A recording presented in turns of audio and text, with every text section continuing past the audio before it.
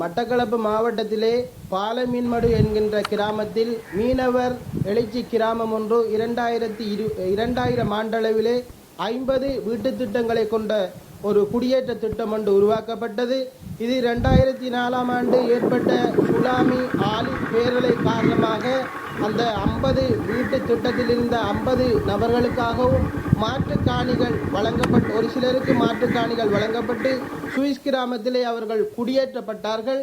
அதன் பின்னர் 2006ஆம் ஆண்டிலிருந்து ஒரு சிலர் அங்கு குடியிருக்கின்றார்கள், இப்போதும் குடியிருக்கிறார்கள். அவர்களுக்கு மாற்று காணிகள் வழங்கப்படவில்லை, அவர்களுக்கு காணிகளும் இல்லை. அதன் காரணமாக 2006ஆம் ஆண்டிலிருந்து 2026ஆம் ஆண்டு வரைக்கும் இப்போதும் அந்த மக்கள் 30 குடும்பங்கள் அங்கு குடியிருக்கின்றார்கள். இந்த குடியிருக்கின்ற மக்களுக்கு எந்த விதமான காணி பத்திரங்களும் வழங்கப்படவில்லை. இந்த காணியை 2014ஆம் ஆண்டு கொட்டல் ஒன்று கட்டுவதற்காக அப்போதைய பிரதேச செயலாளராயிருந்த தவராசா என்பவரால் ஒரு கொட்டல் கட்டுவதற்கு ஒரு தனிநபருக்காக குத்தகைக்காக வழங்க முயற்சிகள் மேற்கொள்ளப்பட்டு அது வழங்கப்பட்டும் இருந்தது. இதனை பாலமீன்மடுவில் இருக்கின்ற மீனவ அமைப்புகளும் பொதுநலன் சார்ந்தவர்களும் கோயில் நிர்வாகங்களும் இதுக்கு பலத்த எதிர்ப்பை தெரிவித்து இதனை தடை செய்ய வேண்டும் என்ற நோக்கத்தோடு அப்போதைய ஜனாதிபதிக்கு இந்த கிராம மக்களினால் இது கொண்டு வரப்பட்டு அந்த கொட்டல் கட்டுவதற்கான அனுமதி 2015ஆம் ஆண்டு தவராசா பிரதேச செயலாளரினால் அது ரத்து செய்யப்படுகின்றது. இன்று அந்த மக்களுக்கான ஒப்பங்கள் காணி பத்திரங்கள் எதுவும் வழங்காமல் அது அனர்த்த வலயமாக அதிகாரிகள் சுட்டிக்காட்டுகின்றார்கள். இதிலே கேள்வி எழுப்ப வேண்டிய முக்கியமான விடயம் என்னவெனில், கொட்டல் கட்டுவதற்கு அந்த இடம் அனர்த்த வலயம் இல்லை என்றால் இந்த மக்கள், அந்த ஊரிலே பிறந்த பூர்வீகமான மக்கள், காணி இல்லாத மக்கள் அந்த இடத்திலே குடியிருப்பதற்கு அனர்த்த வலயமாக அதை சுட்டிக்காட்டியது அப்போதைய பிரதேச செயலாளராயிருந்த தவராசா என்பவர். இது ஒரு மோசடி. கொட்டல் கட்டுவதற்கு அனுமதியை வழங்குகின்றீர்கள், அப்போது உங்களுக்கு அந்த இடம் அனர்த்த வலயமாக தெரியவில்லை.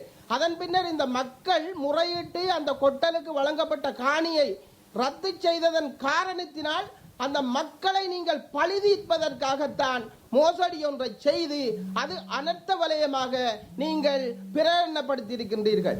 அவ்வாறாயின் நாங்கள் உங்களிடத்திலே கேள்வி எழுப்ப வேண்டி இருக்கின்றது. கல்லடிக்கு அப்பால் நீங்கள் சென்று பார்த்தால் கல்லடி, காத்தாங்குடி, கல்முனை வரைக்கும் இந்த கரையோரங்களிலே 20 மீட்டருக்குள்ளும் இன்று கட்டட வேலைகள் நடைபெற்றுக் கொண்டிருக்கின்றன. இந்த பாலமேடுவிலே எழுச்சி கிராமமானது 120 மீட்டருக்கு, கடலில் இருந்து 120 மீட்டருக்கு அப்பால் தான் இருக்கின்றது. இந்த மக்களுக்கு நிறுவனங்களினால் மலசலகூடம் மற்றது கிணறுகள் கட்டி கொடுப்பதற்கு முன்வந்தாலும் அவர்களுக்கு காணி அனுமதி பத்திரங்கள் இல்லை, காணிக்கான ஆவணங்கள் எதுவும் இல்லை. கிராம சேவை உத்தியோகத்துடன் சென்று அவர்கள் இந்த நிறுவனங்களால் எங்களுக்கு மலசலகூடம் கட்டி கொடுப்பதற்கு வந்திருக்கின்றது மலசலகூடம் என்று அவர்கள் கோரினால் கிராம சேவை உத்தியோகத்தர் அதை அவருடைய கையொப்பத்தை இட்டு அதற்கு ஆவணை செய்ய மறுக்கின்றார். ஏனெனில் அப்போதைய பிரதேச செயலாளராயிருந்த தவராசா என்பவர் அது அனர்த்த வலயமாக பிரகடனப்படுத்தி இருக்கின்றார். இது முற்றிலும் ஒரு தவறான ஒரு மோசடியான செயல் என்பதனை நாங்கள் இப்போதுள்ள அரசு அதிகாரிகளுக்கு சுட்டிக்காட்ட விரும்புகின்றோம். ஆதலால் தயவு செய்து இந்த பாலமீன்மடுவிலே நீண்ட காலமாக குடியிருக்கின்ற இந்த 30 குடும்பங்களுக்கும் அந்த காணி அனுமதி பத்திரங்களை வழங்குங்கள், அல்லது நீங்கள் அது சட்டவிரோதமான ஒரு காணி அல்லது ஒரு அனர்த்த வலயம் என்றால் நாங்களும் பொதுமக்களுடைய பாதுகாப்பை கருத்தில் கொள்கின்றோம். உங்களுக்கு அது அனர்த்த வலயமாக தோன்றினால் மாற்று காணிகளை கொடுங்கள் என்று பிரதேச புதிய செயலகத்துக்கு அருகாமையிலே எத்தனையோ பேர் சட்டத்துக்கு விரோதமான முறையிலே அந்த காணிகளை கையகப்படுத்தி அதை தொழிலாய் செய்து விற்பனை செய்து வருகின்றார்கள். இன்று பாலமீன்மடுவிலே பூர்வீகமாக பிறந்த மக்களுக்கு, பூர்வீகமாக வாழ்ந்து கொண்டிருக்கிற மக்களுக்கு ஒரு குடும்பத்திலே 3 பெண் பிள்ளைகள் இருந்தும் அவர்கள் மூத்த பிள்ளைக்கு தங்களுடைய வீடை கொடுத்து அந்த ஒரு வீட்டுக்குள்ளே 3 குடும்பங்களும் ஒரு அகதி வாழ்க்கை வாழ்ந்து கொண்டிருக்கிற சூழ்நிலை இருக்கும் போது நிறைய அரச காணிகள் இருக்கின்றது. புதிய செயலகத்துக்கு போகும் வழியிலேயே சட்டத்துக்கு விரோதமான முறையிலேயே காணிகளை கையகப்படுத்தி அதை விற்பனை செய்து தொழிலாய் செய்து வருகின்றார்கள். பணக்காரர்களுக்கு ஒரு சட்டமும் ஏழைகளுக்கு ஒரு சட்டமும் இங்கு நடைபெற்றுக் கொண்டிருக்கின்றது. ஏழைகள் காணியிலே என்று ஒரு 10 பேர் காணியை அடைத்தால் சட்டம் வெகு வேகமாக அவர்கள் மீது பாய்கின்றது. அதே நேரத்தில் சண்டியர்களும் அரசியல் செல்வாக்குள்ளவர்களும் பணபலம் படைத்தவர்களும் காணிகளை அடாத்தாக பிடித்து விற்பனை செய்யும் போது சட்டங்கள் அவர்களுக்கு எதிராய் பாய்வது மிகவும் குறைவாயிருக்கின்றது.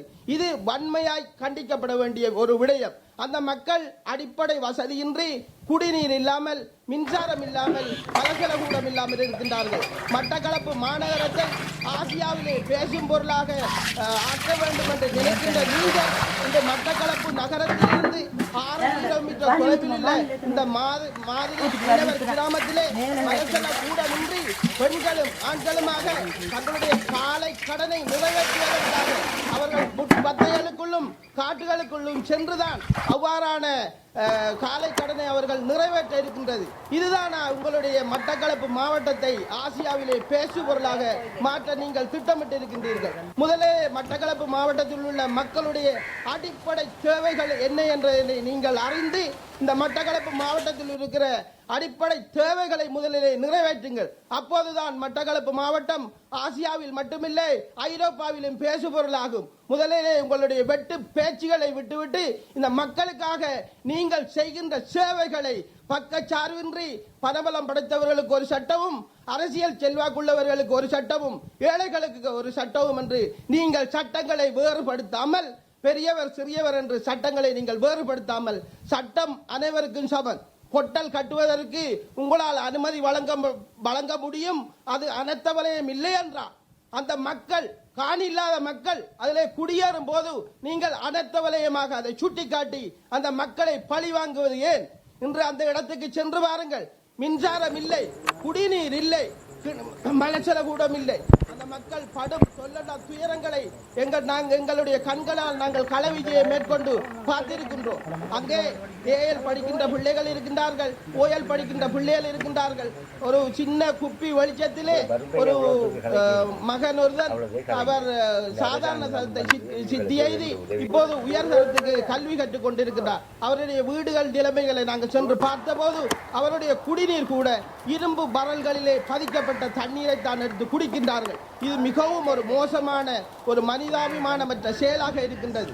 ஆதலால் தயவு செய்து மட்டக்களப்பு மாவட்டத்தினுடைய அரசாங்க அதிபரிடத்திலும், பிரதேச செயலாளரிடத்திலும், பாளையமடு கிராம சபை உத்தியோகத்தினரிடத்திலும் நாங்கள் கேட்டுக்கொள்வது யாதெனில், இந்த மக்களுடைய அவநிலையை நீங்கள் போக்குவதற்காக உடனடியாக கள விஜயங்களை மேற்கொண்டு அந்த மக்களுக்கான உறுதி பத்திரங்களை, காணி பத்திரங்களை நீங்கள் வழங்குங்கள். அல்லது நீங்கள் அனர்த்த வலயமாக நீங்கள் அதை சித்தரித்தால், அல்லது அதை நீங்கள் அனர்த்த வலயமாக நீங்கள் பிரகடனப்படுத்தினால், அரச காணிகள் நிறைவே இருக்கின்றன. புதிய செயலகத்துக்கு முன்னாலும் பின்னாலும் நிறைய அரச காணிகள் இருக்கின்றன. அந்த அரச காணிகளை இந்த மக்களுக்கு நீங்கள் பகிர்ந்தளிக்க வேண்டும் என்று உங்களிடத்தை நாங்கள் கேட்டுக்கொள்கின்றோம். தொடர்ந்தும் ஈழ மக்கள் ஜனநாயக கட்சியானது இந்த மாதிரி மீனவர் குடியேற்ற திட்டத்தில் உள்ள மக்களுடைய நலனிலே கருத்தாயிருக்கும். வாராந்த ஊடக சந்திப்பிலே இதுக்கான என்ன நடவடிக்கைகள் எடுக்கப்பட்டிருக்கின்றன என்பதை உன்னிப்பாய் கவனிக்கும் என்றதோடு, தயவு செய்து சம்பந்தப்பட்ட அதிகாரிகள் இந்த அவல மக்களினுடைய நிலைகளை கருத்தில் கொள்ளுங்கள். ஒரு நாள் உங்களால் அந்த பரலிலே பதித்த நீரை பருக முடியுமா? அரசியல்வாதிகளிடத்திலே நாங்கள் கேட்பது இதுதான். அபிவிருத்தி குழு கூட்டத்துக்கு அதே வழியால் செல்கின்றீர்கள். புதிய செயலகத்துக்கு அரசாங்க அதிபரும் பிரதி அரசாங்க அதிபரும் அத்தனை அரசு உத்தியோகத்தர்களும் அந்த வழியாலே பிரயாணம் செய்கிறீர்கள். அவர்கள் அந்த சிறிய கொட்டைக்குள்ளே அந்த அகதி வாழ்க்கையை வாழ்த்து கொண்டிருக்கின்றார்கள். இது ஒரு அபலமான நிலை. தமிழ் மக்கள் பிரதேசத்தில் தான் இவ்வாறு இருக்கும். ஏனைய மத மக்களுடைய, ஏனைய இன மக்களுடைய பிரச்சனையாக இருந்தால் இது கனகாலங்களுக்கு முன்னல் தீர்க்கப்பட்டிருக்கும். ஏனெனில் இங்கு மட்டக்களப்பில் வாழ்ந்து கொண்டிருக்கிற அரசு, மட்டக்களப்பிலே இருக்கின்ற அரசியல்வாதிகள் மக்களிலே நலன் கொள்வதில்லை, மக்களின் நலனிலே அக்கறை கொள்வதில்லை. அவர்களுக்கு தேர்தல் காலம் வரும்போது இறப்பு வீடுகளுக்கு செல்வார்கள், ஆலயங்களுக்கு செல்வார்கள், திருமண வீடுகளுக்கு செல்வார்கள். தேர்தல் வரும்போது அனைவரையும் கட்டியணைப்பார்கள். அதே போன்றுதான் இந்த மீனவ மாதிரி கிராமத்துக்கும் தேர்தல் காலங்களிலே அரசியல்வாதிகள் அலையாய் வருவார்கள். தேர்தல் முடிந்த பின்னர் அவர்கள் அந்த இடத்தை அந்த மக்கள் இருக்கின்றார்கள் என்பதனை நினைத்து பார்ப்பதில்லை. இன்று மட்டக்களப்பு மாநகர சபையானது இவ்வாறான குடிநீர் இருக்கின்ற அந்த கிராமத்துக்கு ஒரு வரலொன்றை வைத்து பவுசோக் மூலமாவது இந்த மக்களுக்கு சுத்தமான குடிநீரை வழங்குவதற்காக தற்காலிகமாவது முன்வர வேண்டும் என்று கேட்டுக்கொள்கின்றோம். இந்த பாலமின் மடுவில் இருக்கின்ற மாநகர சபை உறுப்பினர் சம்பந்தப்பட்ட அதிகாரிகளோடு கதைத்து இந்த மக்களினுடைய அவல நிலையை போக்குவதற்கு தற்காலிகமாக சரி சுத்தமான குடிநீரை வழங்குவதற்கு பவுசர்களிலே சரி அந்த மக்களுக்கான குடிநீரை நீங்கள் வழங்க வேண்டும் என்றும் சம்பந்தப்பட்ட அதிகாரிகளுக்கு கேட்டுக்கொள்வதோடு விசேட விதமாக மட்டக்களப்பு மாவட்டத்தினுடைய அபிவிருத்தி குழு தலைவர் தோழர் கந்தினத்தி அவர்களுக்கும் கௌரவ ஜனாதிபதி அவர்களுக்கும் ஈழ மக்கள் ஜனநாயக கட்சி மட்டக்களப்பு மாவட்டத்தின் அலுவலகத்தில் இருந்து அவசரமாக துரித கதியிலே நாங்கள் இன்றைக்கு ஒரு கடிதத்தை அனுப்பியிருக்கின்றோம். இந்த மக்களுக்கு அநீதி இழைக்கப்பட்டிருக்கின்றது. இது ஜனாதிபதியினுடைய கவனத்துக்கும் மட்டக்களப்பு மாவட்டத்தினுடைய அபிவிருத்தி குழுவினுடைய தோழர் ஹந்திரத்தி அவர்களுடைய கவனத்துக்கும் நாங்கள் கொண்டு வந்து இந்த மக்களுக்காக நீதியை பெற்றுக் கொடுக்க தொடர்ந்து நாங்கள் முன்னிப்போம் என்றும் கூறிக்கொண்டு நாங்கள் விடைபெறுகின்றோம்.